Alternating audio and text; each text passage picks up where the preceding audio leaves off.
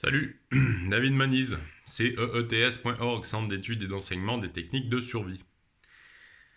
À votre avis, est-ce que ce qui est important, c'est ce qui se passe, ou est-ce que c'est ce que notre esprit en fait? Alors, vous allez me dire que je suis tombé du côté obscur du développement personnel et que je tourne mal et tout ça, mais en réalité, ça a des vrais impacts en situation de survie, tout ça.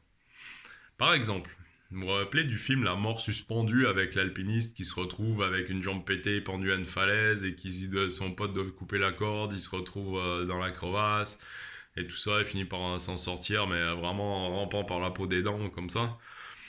Vous savez pourquoi il en est arrivé là, le mec? Parce qu'en fait, quand il est arrivé en haut, il avait tellement stressé tout du long pendant la montée qu'il était épuisé.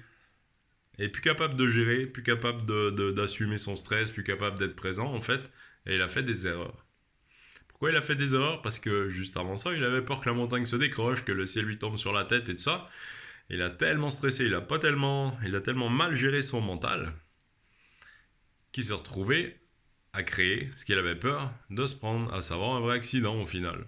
Donc, gérer son mental en situation de survie et gérer ses émotions, du coup, savoir se concentrer sur la tâche qu'on a à faire et lâcher tout le reste, contrôler un peu son imagination, ça économise des cartouches pour le jour où on a vraiment besoin d'y aller. Et donc, c'est pas qu'un truc de moine bouddhiste et un truc ésotérique, c'est un truc bien concret. Si vous canalisez pas votre mental, si vous pensez pas délibérément à ce que vous avez choisi de penser pour arriver du point A au point B et survivre, ben, il y a des chances que ça se passe pas bien.